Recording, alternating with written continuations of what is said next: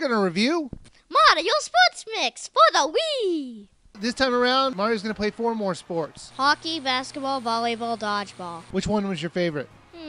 Either dodgeball or hockey. My favorite was probably dodgeball. All the rest of the games, You're probably thinking, oh, great, he didn't like this game. No, it's not that I didn't like it. It just felt really shallow. What'd you think? I agree with you. It is very shallow.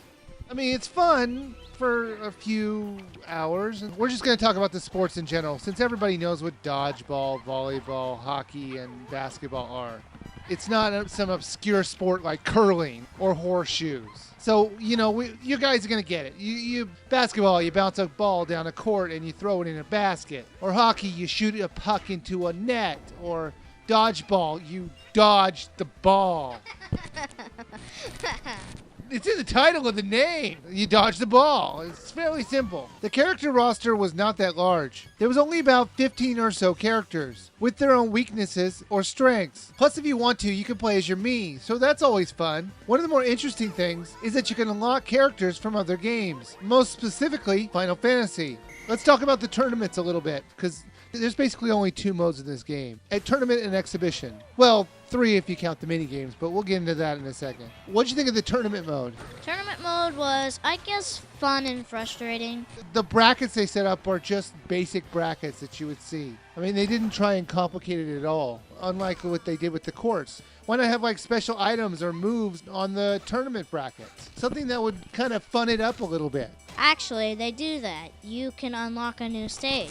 Every time you do one, you unlock at least one stage. Because when you start out the game, each cub has 1 stage or 2 not unlocked yet. So the tournament mode will unlock those. Well, I'm not talking about unlocking. I'm talking about just interacting with the tournament brackets. Wouldn't it have been fun to not just have the normal 2-on-2 and then that goes up against one and then that one goes up against another one? Why not have like skip-aheads or power hits where you start off with an advantage? There were extra things if you decide to replay a tournament, like side paths to go down, but they were only good for unlocking new stages and did not really change up the tournament brackets at all. The graphics, though, I think look fantastic, and the courts you had to play on were really nice looking. Now, there were quite a few things that changed up the games so the games weren't always the same. And that was the item blocks and the special moves and the actual courts themselves. They would change often, whether it's turning the lights off or just the court moving itself. Or Las Vegas style. It's basically a jackpotting thing where if you shoot at a certain space in hockey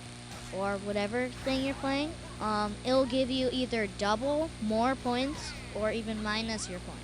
Right, so it put a little bit of strategy into the game. They would change the way you would play different games. They would sometimes give you an advantage by giving you more room to work with, or having a goal that you make give you more points. But most of the time they tried to slow you down or hinder you. And I kind of liked that. It was a fun way to change up the gameplay a little. There was also items and coins to make things even more interesting. The coins always added to your game, either in the strength of your throws or in actual points on the board. The items would work like a Mario Kart game, as they were used to distract or attack the other players. Let's talk about the control. We played this game NES controller style. I tried out playing with the nunchuck, but I found I preferred playing it NES controller style. I think the game was much more fun to control that way. It was. It was very easy to play horizontally. But I think there was times where the controls were just a little too simple. I mean, we were watching one of the tutorials and what was it? Press 2 to do this, press 2 to do that, press 2 again. Guess what? Press 2. I mean, at what point do you press 1? The point is, they could have maybe expanded the controls just out a little bit. But I think they wanted to make the game simple for kids. And you know what? Mission accomplished. At least they had some complicated process with the items. Right, you can use the A button to shoot off an item that shows up. There were also minigame versions of some of the sports out there. The minigames were fun for a few times, and then I just kind of got sick of them and went back to the main game. What'd you think about playing in multiplayer? I didn't really mind the split screen. I actually kind of liked it. The game itself was pretty much the same, just with another player. The split screen to me really didn't bother me too much. The online mode was very easy to get a game started, and when I did play it, I didn't have any issues with lag or drop connections, so that was good. All right, little reviewer, Mario Sports Mix. Would you buy, rent, or skip? This is a tough one. Is it a rent or is it a buy? You don't think skip at all? Nah. I'm going to say rent and then buy if you like it. Not just a complete rent and never go back to it again. Because this game does deserve some playing with it. but it's not a fancy game where it's so big and has so many things to do that you can buy it. If you want to, you can. You know, I agree with you. I think the game is probably only worth a rent. There just isn't enough substance in this title to worthy paying all the money to buy it. But I do think it's absolutely worth a rent.